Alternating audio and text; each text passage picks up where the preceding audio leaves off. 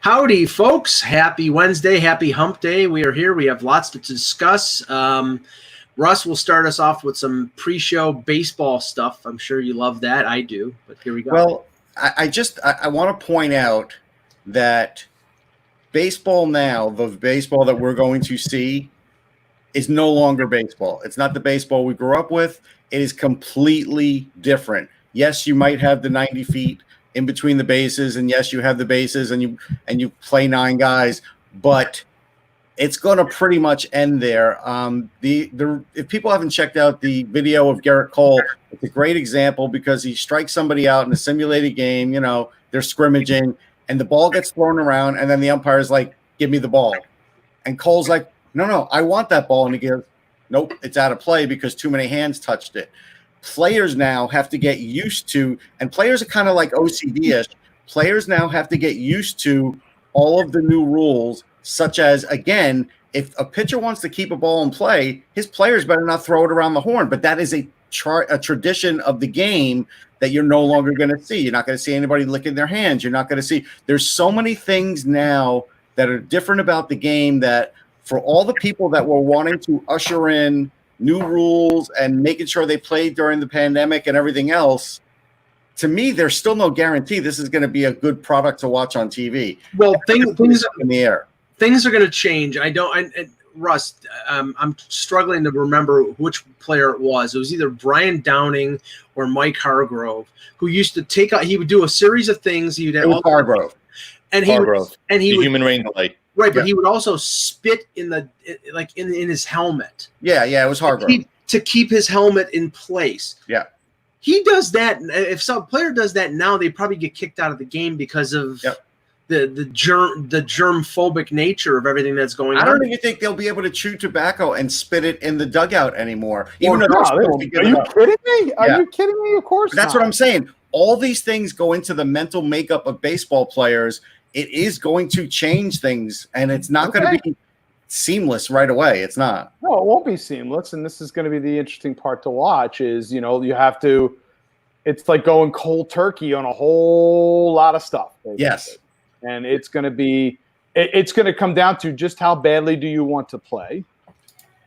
Are you willing to to basically play this sport with about as few of your normal – doodads and creature comforts that you're used to and your idiosyncrasies of the game that you're used to? That, you know, is this going to be like Little League baseball? I mean, I don't think, you know, kids spitting and stuff. I mean, you're going to see that sometimes, but it's like, that's really what to me, it kind of feels like it's coming down to now is that they have to go revert themselves to, you know, something that is going to be very strange and alien to them. But if you want to play in this era, you know, or we pull the plug. Well, I mean, and somebody in the chat was just echoing what I was thinking here. It's like, Jan, it's like most players will eat sunflower seeds in the dugout. And, you know, if you look at the dugout at the end of the game before this year, you know, there were sunflower seeds all over the bench, all over the floor of the dugout. A baseball dugout is the most disgusting place on planet Earth. Yeah, that's not going to be allowed anymore. No.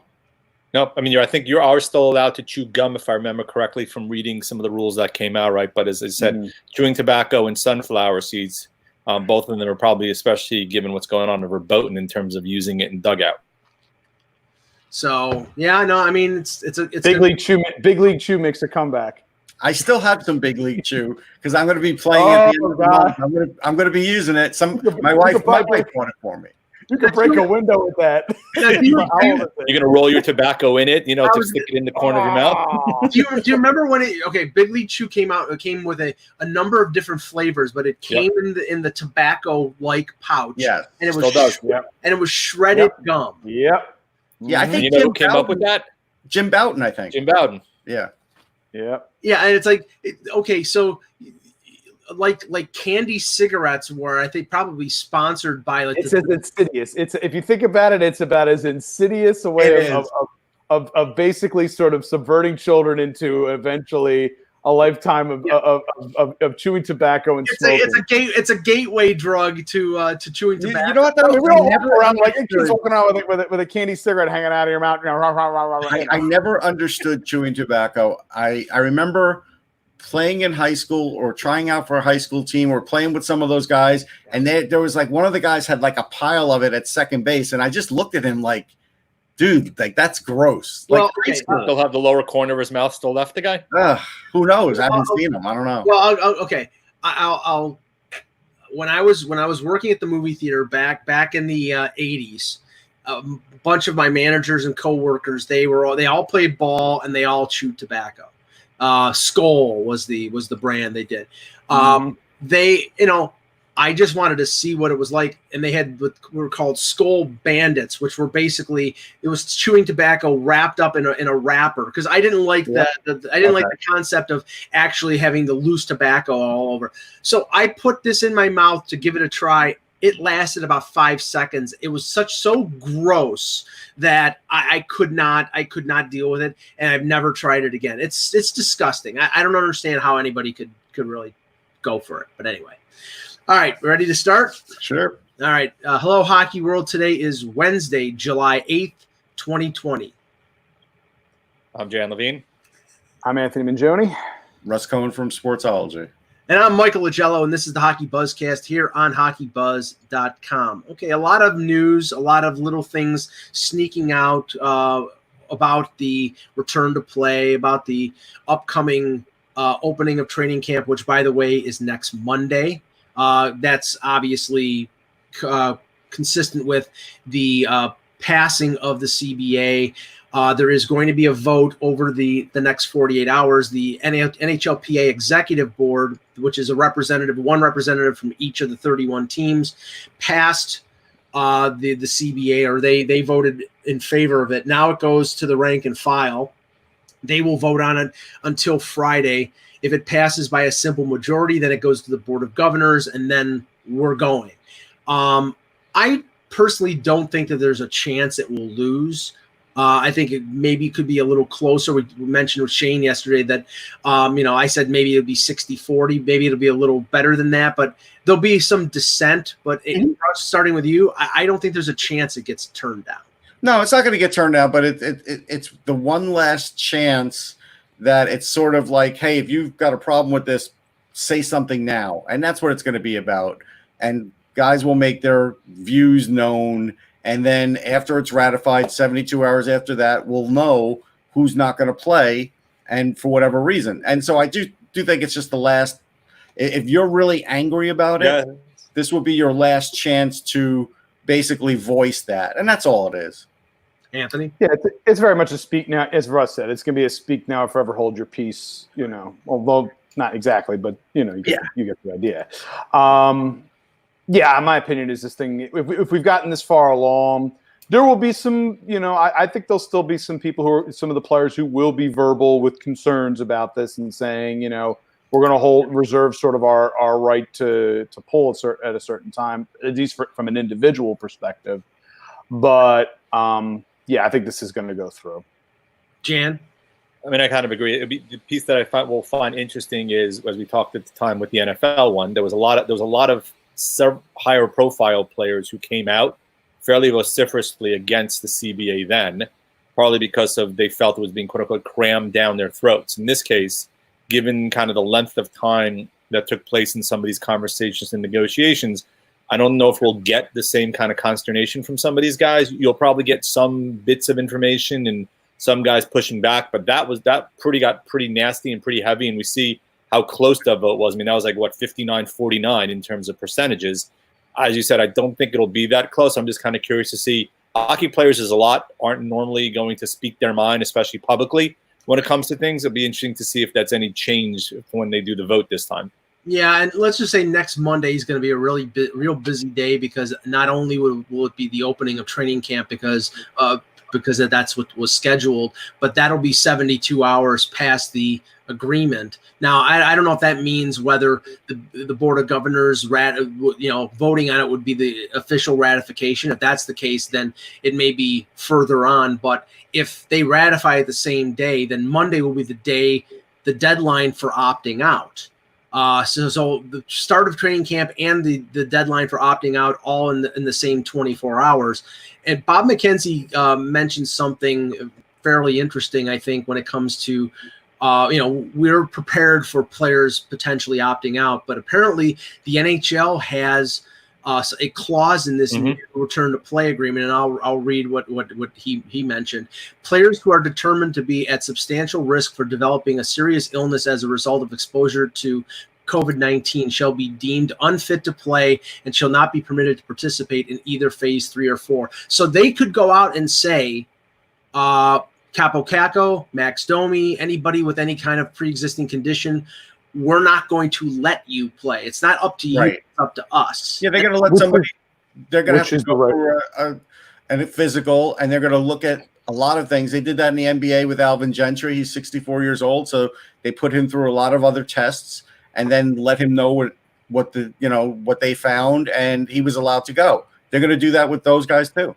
Yeah. And I believe also, though, what's similar is that the players then have the ability to see their own doctors and also have the ability to, for lack of a better term, obviate what the NHL said and have the ability to decide that they want to play, right? So just because the NHL has come down and say, look, we're quote-unquote preventing you from playing, that doesn't mean that the door's closed. You still have the ability to be able to go out and play. And Kako, suppose he's already said he wants to play. Domi, suppose he said similar. And we don't know whether or not the NHL is officially going to come down and say for these two guys that we're not enabling you to play and you have to go to the next step. No, right? I mean, it almost seems like something that's sort of back pocket. I don't say back pocket for the NHL, but I think they would prefer to not have to use that particular clause. They probably would prefer the players themselves make that call for themselves first, without them feeling draconian about it, so to speak, and saying we for your own good. I do think he probably gets to the point of both the team and the player get to the point of saying, you really think this is going to be a good idea?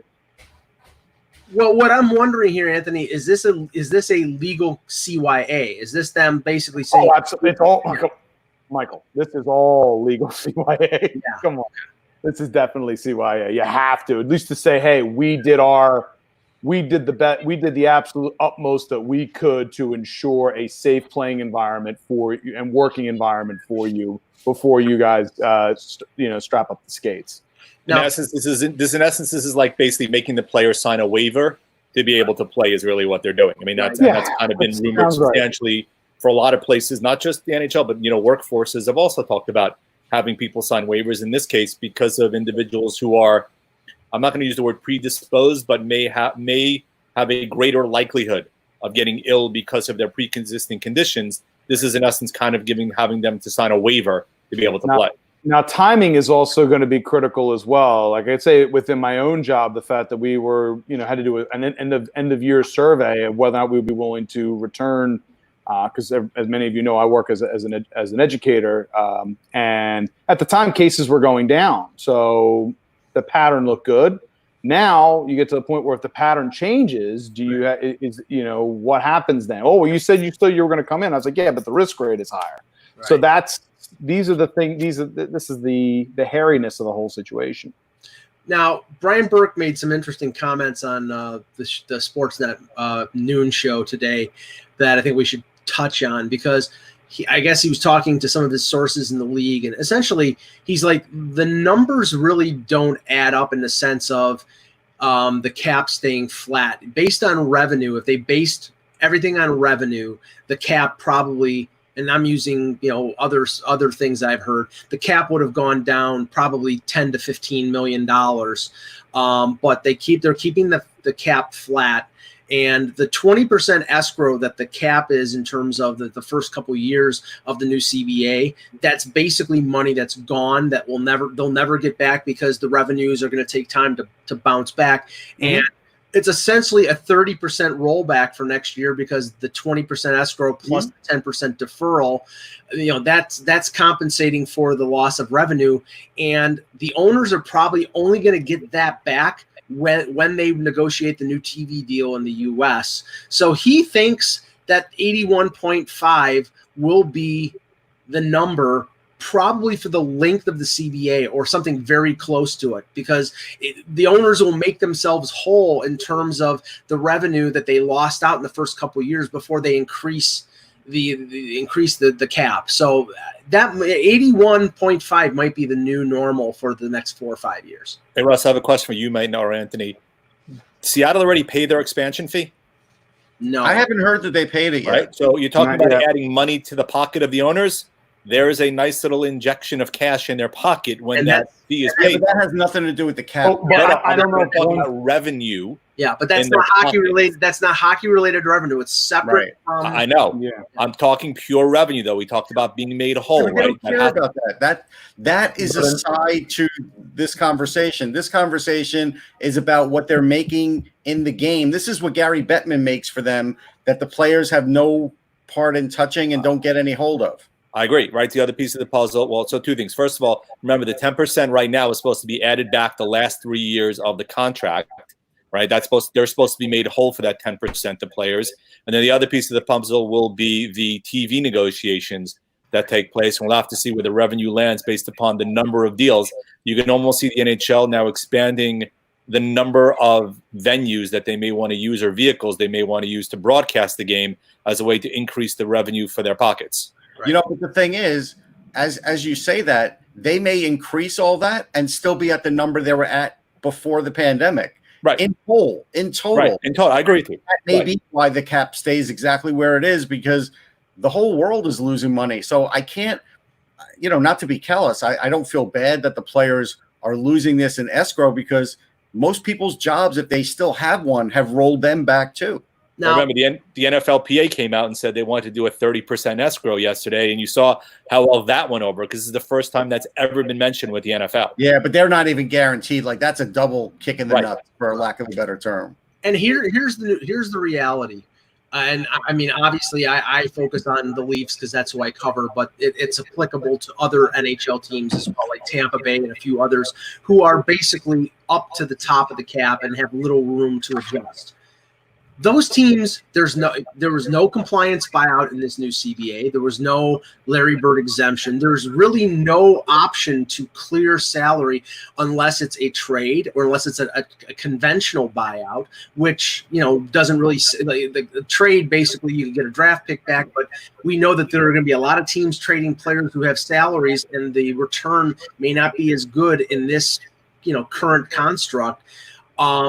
A team like Toronto, a team like Tampa Bay, they're probably going to be going down the road of, hey, Arizona, what do you want for Marian Hossa? Or, hey, Anaheim, what do you want for Ryan Kessler? Or Ottawa, what do you want for Marian Gaborik? These guys who are on LTIR, they're going to have to make those moves because a team like Toronto has $3 million in cap space. It's not enough to sign some of their players. They may trade some other guys, but they're going to have to create room in some way, and that is the only mechanism to do it. Yeah, and it's going to be costly. Like, I don't think those deals are going to be readily there. I think it's going to be pretty costly to the team. Nobody's doing anybody a favor now. Like Arizona did a lot of teams, let's say favors that helped them a little bit. Right. It's going to have to be a much bigger thing now, because now the cap's not going up. I look for Seattle. It looks like they will pay in 2021. Yeah. Okay. Right now, they're not really in the league yet. Mike, the piece of the puzzle that you have to add to this, right? So we talked about with Kevin the class system, right, between the upper and the lower class, right? So I'll throw this out to you guys, right? Let's say Connor McDavid was a free agent now, right? Let's say he was going to become an RFA.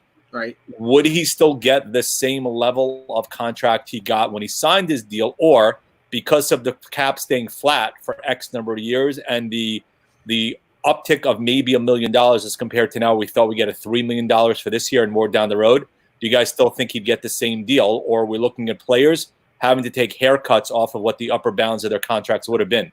I think he would still get the same AAV, but not the same term. So I think he would get whatever it is, 10.5, but only for like 5 or 6, not for 7 or 8. Yeah, he'd get the same percentage of cap. He wouldn't get, I don't know what the percentage of cap was, and the cap was, I think, it's $75 million when he was signed his deal. So, that would mean, he's making 12.5, isn't he? I think whatever it is. I don't know. Yeah, I'm just saying, it's like, he's the highest paid in the league, so it would still be the highest. I think it is 12.5, actually, now that you said. Yeah, 12.5, yeah. But see, the thing is that, like Kevin said, there are different classes of team and different teams in different situations. A team like Detroit, they're not going to trade Henrik Zetterberg for one reason. They're not a cap team, and they can use Zetterberg's money to get to the cap floor, so they don't have to spend money. A team like Ottawa with an owner like Eugene Melnyk, doesn't want to pay Marian Gaborik $3 million to like lay on the beach in Southern California, and he wants to pay Brady Tkachuk and the money of Thomas Chabot's hitting the cap. So they're not going to have trouble getting to the cap floor. They may trade a Gaborik because they can save themselves $3 million, and a team like Toronto doesn't mind paying $3 million for that guy because they can use it to sign other players. A guy like Ryan Kessler. Anaheim is not a cap floor team. They want to clear their books of a $6.875 million contract.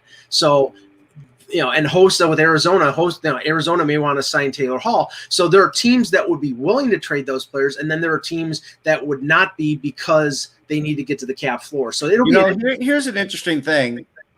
I wonder now that the NHL has the right of being able to, disprove someone playing in the league, if these guys who are cap guys are still going to have to show up for a physical, because what if they have COVID? Are they still going to pay a guy if he has it? I mean, that could be something where Nathan Horton becomes an issue. Russ, Nathan Horton had to show up every year at the beginning of September to take a physical with the Leafs, even though everybody knew he was never going to play. And I think David Clarkson too. Right, but maybe now it's not going to be so set in stone the way it was. We'll do a virtual physical. No, but I mean, again, what if a guy came up and he came up positive and the league said, you know what? Yeah, you can't play. Then I don't think the team would have to pay him for the year. I think one thing to keep in mind also for the next calendar year for this cap, take a look at guys whose salaries don't match their cap hit, meaning that for certain teams, right, if they need to get to the floor, right, so one of the guys that's brought up is Henrik Lundqvist. Lundqvist, I think, is making only $5.5 million this year with $1 million signing bonus that just got paid July 1st. So while his cap hit is $8.5 million, his salary is only $4.5 million. The same thing for Brendan Smith. Cap hit is $4.375 million. I believe the actual physical salary he's making now that the bonus has been paid was about $2.5 million. Right. So those are guys where teams that are looking to get to the floor who don't want to pay a lot of money, as you mentioned, Melnyk, will be looking to potentially acquire those kind of guys because that gives them the double benefit of less money out of pocket, but still hitting the cap floor. Yeah, I still don't think Lundqvist will be that issue. I'm just using him as an example of a guy that. But I know people thought maybe the Rangers would buy Lundqvist out. They're not buying Lundqvist out. They would buy out Eric Stahl or a number of players before they even went to Lundqvist because they want Lundqvist for future games and marketing and everything else. You buy him out, you're not getting him back for like a decade, the same as Brian Leetch. I don't think they would make that same mistake twice. Well, and here's the situation where a team like Toronto who makes big bucks, so they would not mind, or it would not be a factor when it comes to a guy like Kessler, who's probably his career is over with. Mm-hmm. The last 2 years of his deal, his cap hit 6.875. His money is 6.675. To a team like Anaheim, that's an albatross around their neck. That's $6.6 million of a guy who's never going to play for you. So they would like to get rid of that deal, and it would benefit them to get rid of it, and it would benefit Toronto if he cannot play to acquire it to create more space. I'm not sure if they don't think they're going to be any good. I'm not sure they're going to even bother trying to move it, Mike. I honestly, it depends on what they get for it. I mean, if the Leafs give them something for it, yeah, but I mean, I think it would have to be significant only because, and I don't think the Leafs would give them anything significant, but I don't think Anaheim's going to view themselves as a contending team anyhow. So they probably are going to just pay the money. But in this market with the revenue situation going on, if you can save yourself $6.6 million, wouldn't you want to? I don't know if it's going to be that simple. I don't think it's that simple. I really, and I don't think a team like Toronto is going to offer them much, to be honest. Yeah, I mean, I'm just thinking outside the box here because I think this is going to be a factor in terms of these teams. And maybe it's going to happen. It'll happen at the draft now that everybody knows, but. Because then you have picks and things you could throw in there. But again, I don't think it's going to be a big premium. We'll see a little bit of it. I don't think we're going to see a lot of it. All right. Now, the news came out yesterday. I saw multiple sources regarding the schedule for the play-in round. And let's just say if you've been jonesing for hockey, you're going to get it. You're going to get a lot of it because according to the reports, it's going to be 3 games per day per hub.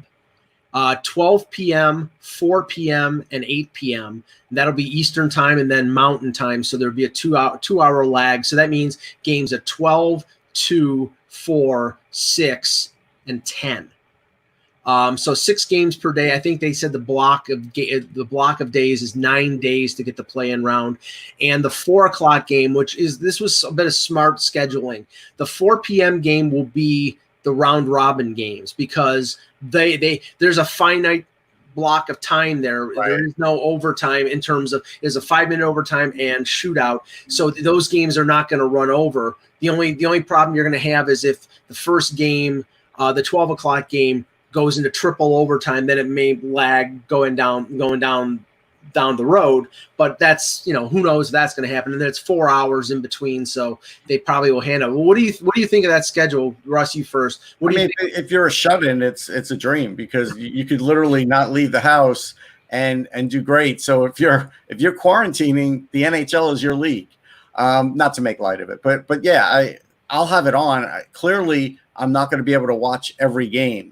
And I'm not even going to try and DVR it because it's just going to be a monster for my DVR. But I'll catch as much as I can of a lot of different games, and I think it's good. And I think, in a way, a lot of people will see more of teams that they haven't seen before because of the time changes. Because again, especially if you're out of work and you're watching during the day, it's a great option to be able to watch sports. So I think they'll get good ratings.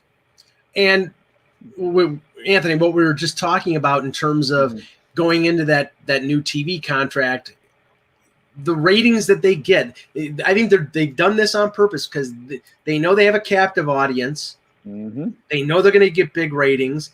They know it's going to be on. It's going to be on NBCSN at times, but it's going to be on NBC, which means probably means big ratings with a sports starved group of people out there who haven't seen anything since March. This could be a boon for the NHL. Absolutely. I mean, it's all set up to a point here where normally you can't use the old excuse of, those Western games a little late, not going to pay attention to them too much. In this case, everything's going to be staggered, as you said, pretty well. And again, the whole possibility of the triple overtime game for the early game. Listen, the NHL knows that they always have that potential issue, with games possibly cross-cutting each other based on scheduling. Again, it'll be unique because of this circumstance, because of the current circumstances. But no, I think if you are, as Russ said, if you are starving for hockey, if you're starving for sports, the NHL's ready to mainline it straight into your veins, for lack of a better word. Jan, now the one thing that they didn't say, and we're not going to know until the official schedule comes out, is what series is going to get that 12 p.m. Slot. I can almost guarantee you in the East that the 8 p.m. game more than likely will be either Montreal-Pittsburgh or Columbus-Toronto because of ratings, because they'll want the Toronto market for Hockey Night in Canada to get the 8 o'clock game, and they'll want Pittsburgh with Crosby and Malkin and Montreal with Carey Price to get big ratings, which means Islanders Florida could be permanently at noon. Mm-hmm. Yeah, it's going to be interesting. So, first of all, I know that's been mainly reported 12, 4, and 8. According to Greg Wyshynski, he's reporting that Bill Daly said on Oilers Nation it could be 12, 4:30, and 9:30. Granted, that's a slightly different view in terms of timing. We'll see what happens there. The other piece of the puzzle that's been reported, I think Neil Best in Newsday is reporting that regional sports networks will be carrying some of the games, but everybody's going to be working remotely. Nobody's going to be there physically. It's all going to be online. The other piece of the puzzle I'm going to be interested in seeing is what type of streaming options are the NHL going to allow now, right? So most people are home during the pandemic. There are some people that are going to work that will probably want to watch. So I'm kind of interested to see what kind of streaming they're going to do. And for those of us who are home or working from home, start working on your glutes and your squats because you're going to be sitting a lot and watching a lot of hockey for about 15 hours a day. But look, this is a perfect storm for the NHL. Given the start date, right? We talked about August 1st. Baseball will just be starting. They'll be about a week into their schedule. And granted, it's a sprint there also. So it's 60 games. So every game matters there. The NBA is going to be. So they are still fighting for viewership, right? It's not like they have a completely captive audience that nothing else is going on. but given the hours of the day when they're going to be running this, you should be able to get a fairly healthy viewership, especially across the multiple platforms and vehicles we expect to see with NBC. Yeah, I think they're going to want to funnel everybody to NBC or NBCSN because that's where they get the ratings. If it's on Game Center Live, I don't know if they can, quantify that or in terms of like ratings. Well, the early rounds have already been stated to be a lot of these are going to be regional networks, though, right? Yep. Just like they do with the playoffs in the past, they used to do with the first round. You'd be able to have it on MSG, etc. Until you hit I think it was conference finals. You couldn't do it, but when I think the opening round, the semis, you were able to do it. Right, but I don't think in recent years it's been the semis. I think of late, I thought it was only first round, year, and then it goes to nationals once you're down to 8 teams total remaining in the playoffs, 4 from each conference. In the first round last year, remember it was on NBCSN, CNBC, and I think USA or one of the USA Network had it. Yep. Right, and as well as NBC on I think for like Saturday or Sunday games, they had it on the main network, and then as it went further into the playoffs, then it was less on those secondary networks and either NBCSN or NBC. And in Canada, it was on Sportsnet East and 360 and all the other ones, and then they narrowed it, and it was also on CBC on Hockey Night in Canada. I mean, I think if you're a cord cutter, you're in trouble because I don't think there's going to be Game Center, and I think other than regular NBC games, I think what the cable companies are going to do is when you go to sign on to the app for NBCSN or whatever, you're going to have to put in your base cable service, whether that's YouTube or Comcast or Fios or whatever. You're not going to see a lot of these games, most of them. And by doing that, Russ, then they can say, okay, we know that this person is watching. They'll be able to quantify it. That's what they want. They want tracking on eyeballs. They want to know who's watching and how many people are watching because they can get this for it later on. Now, other news, the NHL will put 10 referees and 10 linesmen in each hub city. So that's 40 officials total. This is according to John Shannon. So they'll be in isolation just like the players.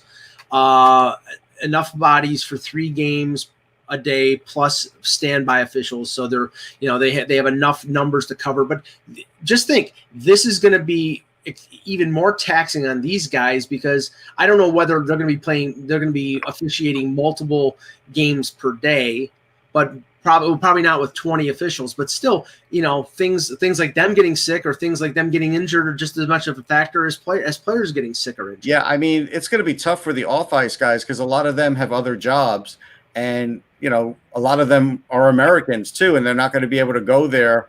And so I don't know who they're going to be using for all the off-ice officials unless they work in like 10-hour shifts, 4 games each. I would bet, Russ, that like the Leafs crew, like Dave Keon Jr., who is in the down near the ice, and a few others, they will probably be. I'm sure they'll probably bring one other crew, and they'll probably rotate each like one game. That makes that job twice as tough as it used to be. Yeah. And I have a plea for people, especially people in Philly, New York, and Toronto.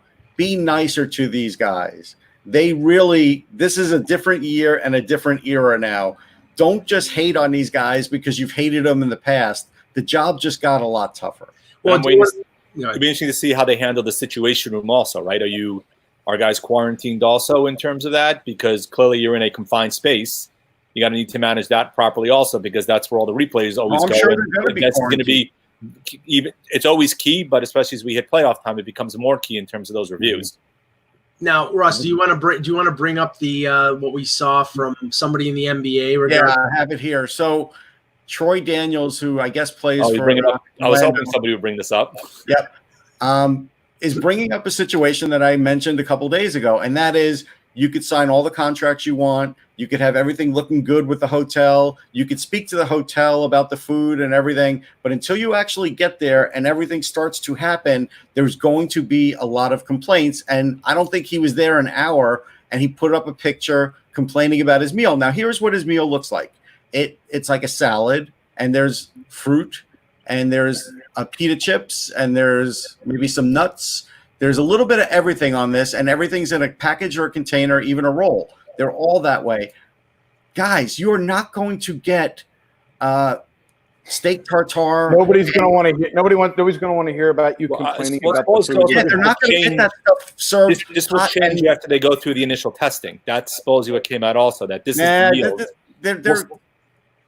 We'll see, but I'm saying this is what was reported afterwards. I know. Think about this honestly. When they're bringing in chefs, they're not bringing in chefs to cook made-to-order meals. You're going to get a choice of 3 or 4 things, and that's it. And it's going to be more like catering food. I worked in the catering business too, and that's a hard business. And when they bring in a chef and you have to cook for 200 people, you are not going to, again, here's the worst-case scenario when you're at a catering function. You're serving dessert, and then there's that one person that says, hey, can I get a glass of milk? And then that person gets a glass of milk, and then inevitably 12 other people get a glass of milk. And now the kitchen's not ready for that because they're trying to serve coffee. And that's what would happen in this kind of service too. So these guys are not going to get the food that they think they're going to get. Anthony, honestly, if the players get the food that we got at the NHL draft last June in Vancouver, where I went up for seconds and thirds because it was so goddamn good, they have no right to complain because that stuff was great. Yeah, but that was probably buffet, I'm assuming, which is not going to exist right now. It was a buffet. Right? Yeah, there'll be no buffets now. It was outstanding. No, it was outstanding. But yeah, if it looks like that and you're complaining, but it's going to happen. Guys are going to happen. We know they're going to complain because they're used to certain things and creature. As you said, creature. You understand if you're going to play, there are some. They're doing the best that they can. Yeah. At the end of the day, science. It's impossible. And you got to have, and as you stated, just like with the off, just like with the officials, you have to have a bit more patience.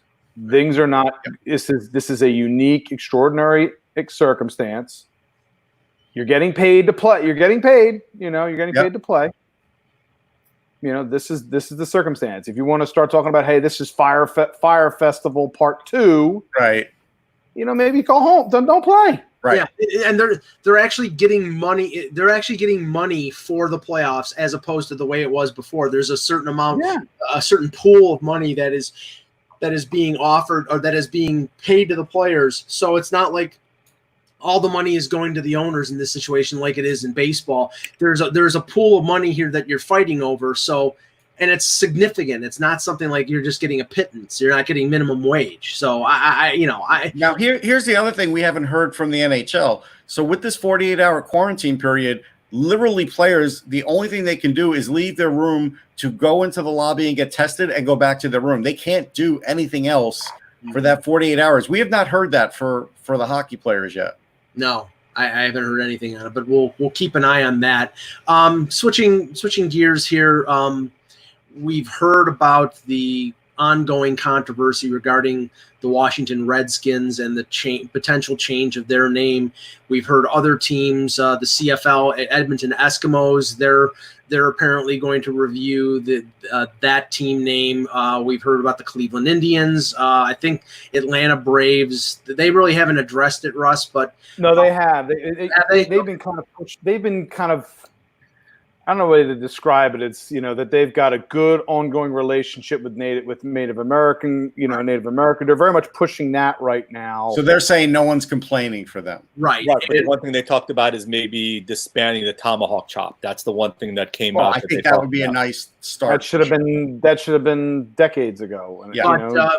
But the Chicago Blackhawks came out with a statement saying that they're going to keep their name and logo, but are committed to raising the bar even higher in their efforts to increase awareness of Native American culture. Now, the thing is, Blackhawk was an Indian chief.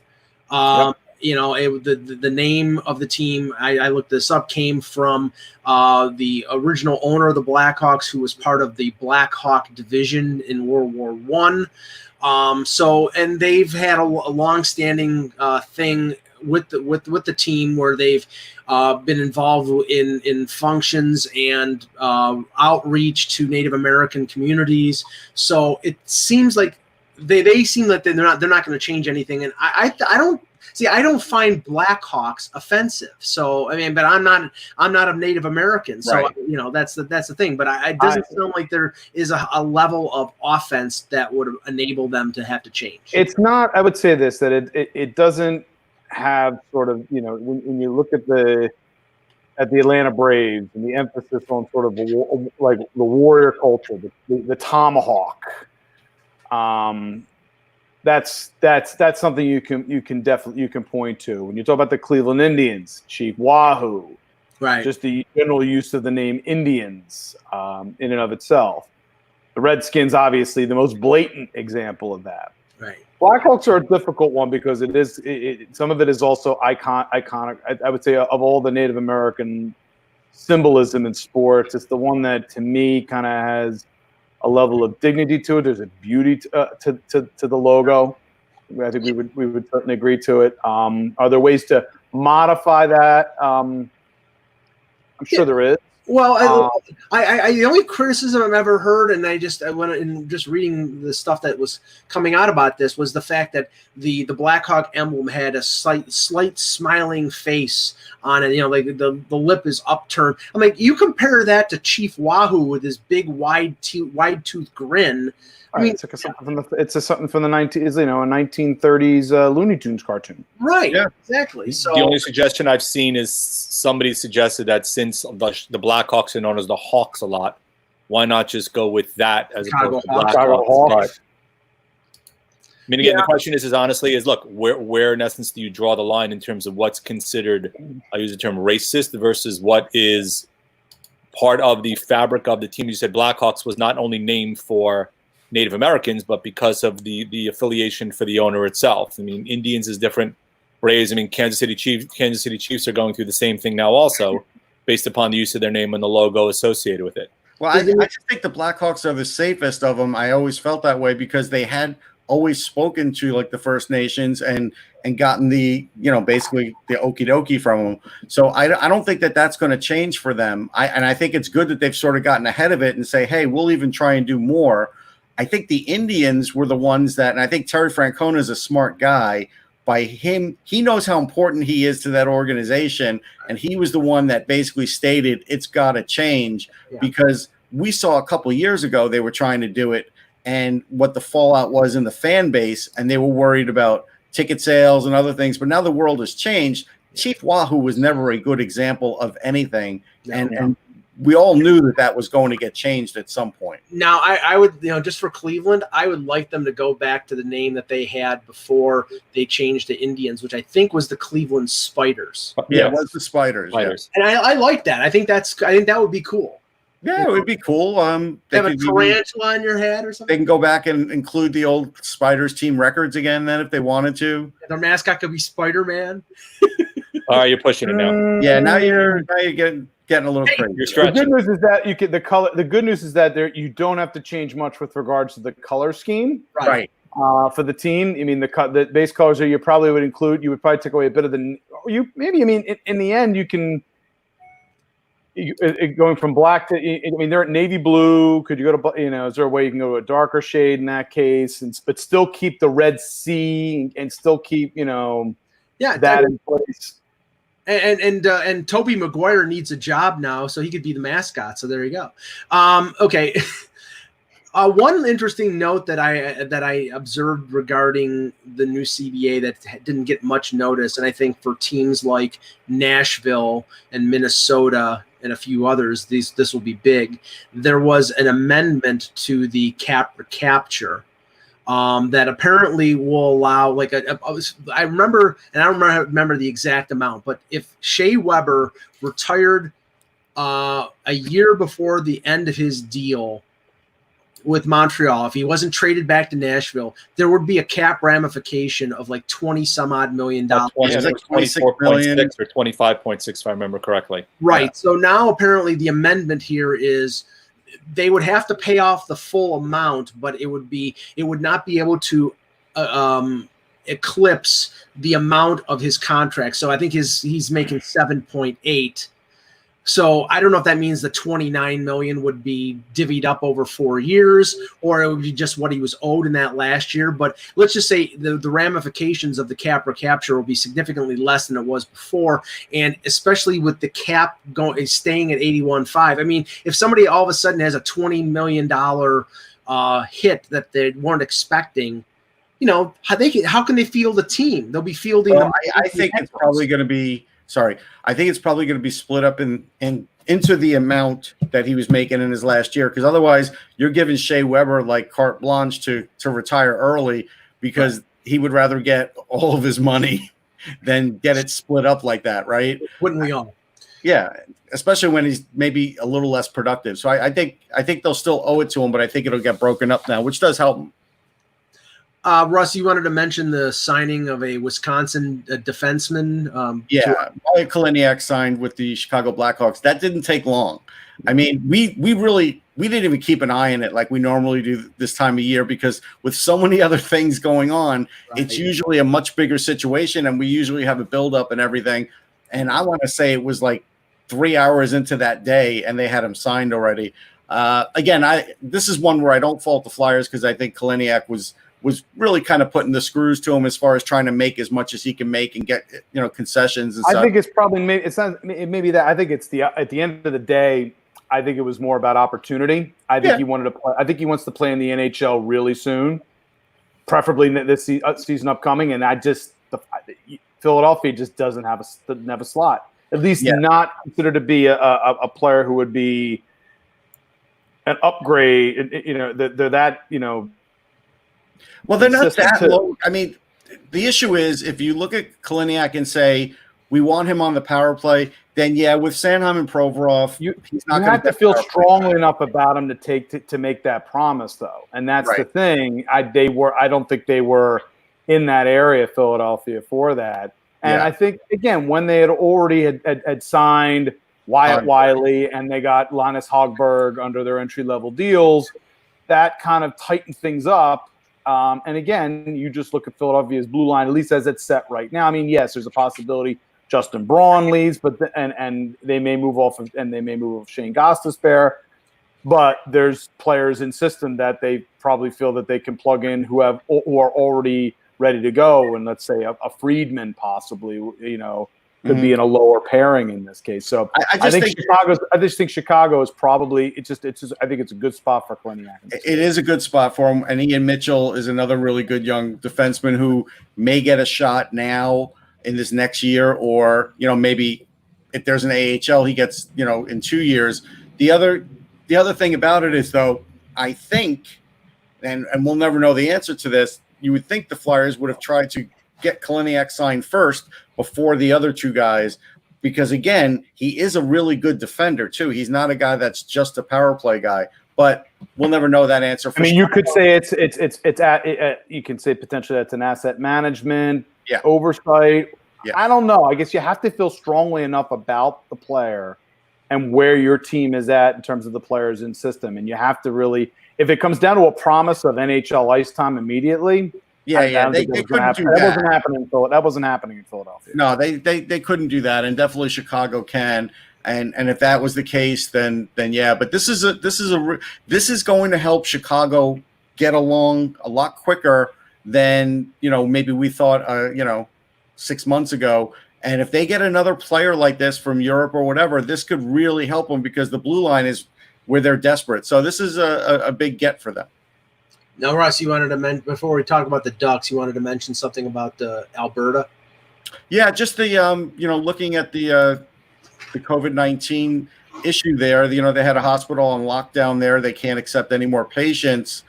Again, John Shannon was on here and said, just because things look good now, we could still screw it up. And he was saying that kidding, but it just goes to show you that while we were saying that Vegas was safe and now it's not so safe, there is no real safe area. And by the time they get there, it could be as bad as Vegas. So the one advantage the NHL has, though, is having the two Canadian cities, is that with the trading on the American dollar, they are saving themselves like 25%. And at the end of the day, that may be the biggest motivating factor for having both those teams in Canada. Yeah, if you didn't think that was a factor, when they were talking about one Canadian city, they were talking about the savings for just the one. And now that it's two, it's double the savings, double the fun.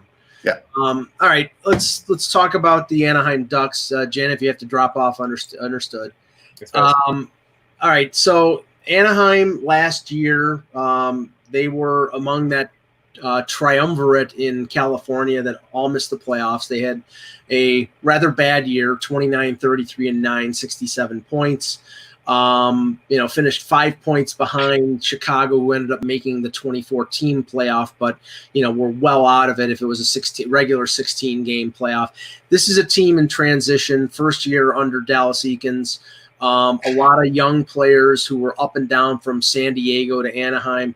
There are certain areas where I think that I look at this team, Russ, and I'm encouraged by the number of young players, especially at forward. I like their group of Lundstrom, Troy Terry, Benoit, Olivier Gruel, Comtois, and now they just signed Trevor Zegras, who was ranked near the top of the Athletics top 50 prospect list.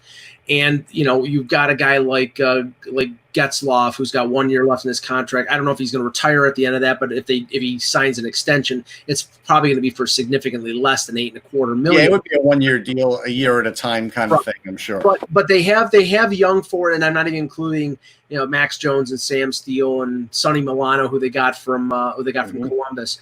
Where I'm concerned about them is where they were strong before and now are not strong, and that's on the blue line. They had to go out and trade for Erica Branson because they had tapped that well one too many times by trading Montour, by losing Theodore, by trading Marcus Pettersson to Pittsburgh. They went to the well, and now they look and they still have a couple of good young prospects, but it's nowhere as strong as it used to be.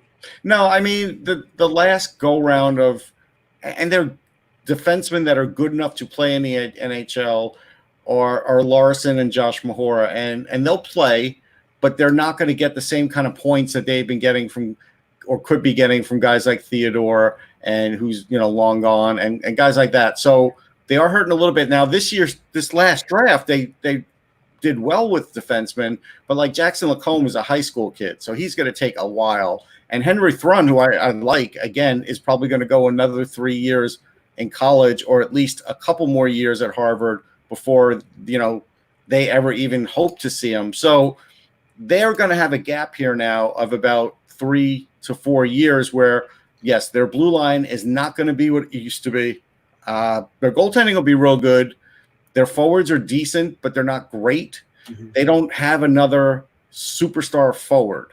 Getzlaf was close to a superstar, but they don't have another one like that. So they're going to have a hard time really doing anything in the West, even getting out of the first round, even if they somehow get lucky and get in the playoffs. So they are in essence rebuilding, and maybe Eakins will never admit that they are, but they're there whether they want to be or not. And Anthony, it looks like they're preparing for a bunch of hole pluggers, because if you look at what they did, they brought in Yanni Hakanpää, who had been in the NHL before. They brought him in on a one, they extended him for a year. They acquired Axel Anderson from the Bruins, and the Bruins had a backlog of defensemen. So, they're basically he has a path maybe to the NHL. They acquired Brendan Gooley in the deal for Montour, and he really hasn't bloomed to what we thought he was going to be. So these guys maybe factor in as bottom pairing guys at the NHL while they're allowing some of their younger guys to develop, and maybe they draft a Drysdale or a Sanderson in this draft to refill the coffers. I mean, that's the hope in this circumstance. But the Ducks just, and you guys probably agree, they just seem like a team that's just stuck in neutral. Yes. Like they are just they had their window, and that window is well past, and you don't have the reinforcements in system. You almost think that you get to the point with the Ducks where when they go into next season, and you don't want to say tanking or crashing out, but they need star power. Yeah. They need depth. They need depth in system, but they also need something that they can hold, kind of hold their hat to for the next decade or so. And they're just seem like an in-between team that maybe they backdoor entry into the playoffs, but they're probably more likely to be a non-playoff team to me over the next several seasons. And I worry a little bit about Gibson behind a defense that's getting thinner and thinner. We could talk about how good Gibson is, but if he's getting shellacked if his team's defense is getting shredded on a nightly basis, there's only so much he can do. Right. After a while, that's going to wear on a young player, and he's going to be like, if we're not making any movement here, I'm going to want out of here. So then where are you at? So where are you at that point? Well, I agree. And I was going to say, I think Zegras is a tremendous player. I don't think he's a superstar. I'm same boat. I think he's a really good player. He's a top. I think he's a top six. He's a top liner, and he'll learn from Getzlaf, and that'll help him. But they need something. They need more than just that. They do. They really do. Plus, he needs somebody. He's going to learn. You're right. I think he's going to learn from Getzlaf. Getzlaf, I think, will be a good tutor for a season or two before he moves on or retires. So that's. But again, the Ducks just have that feeling of we talked about the Kings being a team that seems to have a trajectory. Yeah. The Ducks just don't. They just don't have that feel. Well, I mean, one of the concerns is, like, when you're talking about Gibson, is for them to be competitive and be in a playoff race, he's probably going to have to play a Freddie Anderson type workload, 60 to 65 games. And we know his injury history, and we know that he has been injured almost every year of his career. So the wear and tear is going to be a factor. And they're not going to have Ryan Miller. I mean, if he signs maybe another year, but they really don't have a backup who can take a load off of Gibson and then need Gibson to play to be able to compete. But I'm more concerned about, I don't understand what Bob Murray did at the deadline. Trading Kasha, trading Nick Ritchie. Clearly he didn't want to pay them when they're coming up for the next contracts. But okay, who is he clearing money for? Is he clearing money to go out and sign free agents, or is he clearing money to sign, Steele and a couple other of these? Well, Raquel may be up for a new contract. He's got another 2 years, and he's got. Well, he's going to have to pay him. Yeah, but he's got Henrique and Silverberg locked up for four more years. Raquel locked up for 2 more years, and then the rest of the guys are all like Max Jones and Steele, and they're probably not going to earn big money coming off their ELCs because they really haven't established themselves, and their defensemen are locked up long term. So I don't know where he was opening up the money for, unless he's really going to go into free agency and try to sign, Alex Pietrangelo or Taylor Hall or somebody like that. So they might. And what they brought back, now you've got the albatross of David Backes's contract on the books for another year. I mean, Dan Heinen is not a bad deal, and he's a useful player. But I didn't understand those. And maybe it was the first round pick, Russ. They got an extra first. They got Boston first. That helps. But so I'm their vision. Carter Rowney's not putting him over the top, and I don't think Nick Delorier is not either. No, and I don't think Dallas Eakins is a transformative coach. And so while he may get these guys to play at pace and can cover up some of the ills, I think he's done slightly better than Edmonton. I don't know if he's the long-term. But there's also a culture issue. We heard it from Murray with regards to it. I mean, when we're talking about Eakins, how much of a bullheaded guy he was in Edmonton, and then when he comes to Anaheim, and it was almost a diametrically opposed shift to the point where they felt like that the hens were running the hen house. Right. And that's an issue. If you're going to be too loose, then you got to revert. And then are you going to revert to being tough again? Then you get inconsistent messaging from the coach. Yeah. And that creates even more of an issue where you don't. I think Eakins maybe his main mistake was. He wants to go to the opposite direction, but maybe he was going a little too far. You have to have structures in place. And it feels like that kind of fell out with the Ducks. There's something funny online. I have to say there are some tweets that they have. If there was ever a movie that included Dallas Eakins, David Tennant, the really good. Very true. Very. Wow. That's good casting right there. Yeah. No. It's weird that you mentioned David Tennant, because in doing some like YouTube, Facebook video surfing yesterday, I found a video of him and the other British actor Michael Sheen. They're doing a show on BBC Comedy that's hilarious, and they're just going back and forth and picking on each other. It's pineapple. But pineapple. Right, but pineapple. The pineapple one, right? But he looks. He looks so much like Dallas Eakins. He really does.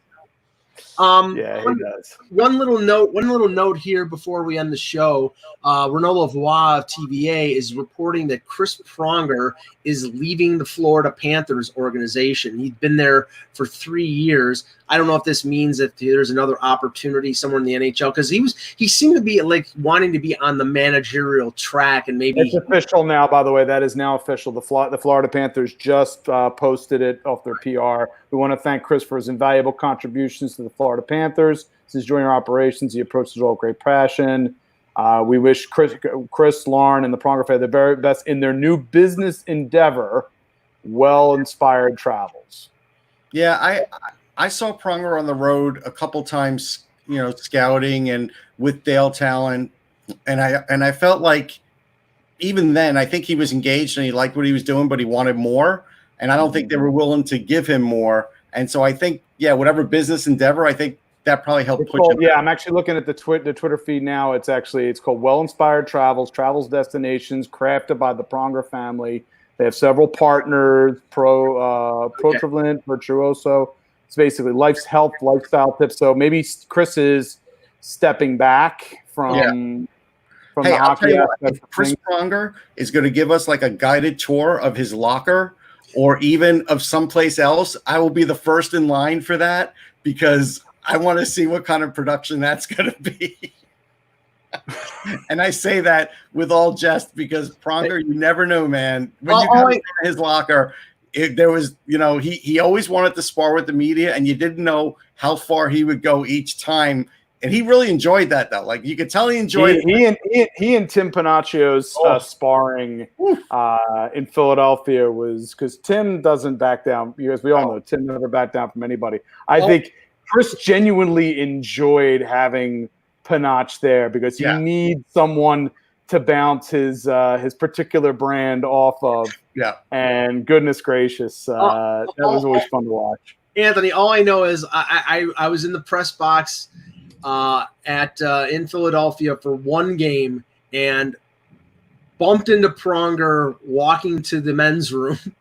I've never been more intimidated in my life, just by, he might be a very nice guy, but I just looked up like this, and I'm like, oh my God, this guy is imposing. Yeah. And he wasn't being very talkative. This was maybe, I think it was 2014, maybe 2013 or 2014. So this was like fairly soon after his career had ended. So, but hey, good luck in his endeavors. We wish him all the luck. Yeah, but it goes to show you now that, again, I don't know the direction for the Florida Panthers. Like, how much longer is Dale Talon even going to be there? Like, I don't know where they're going. They got Quenneville there, but there's other things. At the end of the day, it's they're committed. I think at this point now they're committed to at least I would say probably at least a couple more seasons of the Talon Quenneville show. Right. They've sunk too much into it. I don't know if it's the Talon. That's the whole thing. I don't know if they're totally going to be in lockstep with the Talon Quenneville show. I think at some point, like if Bob does, I'm saying, I think it goes through this season. Yeah. And then next, if they have a full season, that's what I mean by the next two. That's and fine. See what the direction is before they make any other decisions. That's what I mean by two. Yeah, that's fair. Okay, we'll end it there. We'll be back tomorrow with another edition of the Hockey Buzzcast for the departed Jan Levine, for Anthony Mangione, and for you can't not say that and laugh. Well, he's always departed, so I have to. I'm Michael Agello. Thanks for watching, and remember, without the buzz,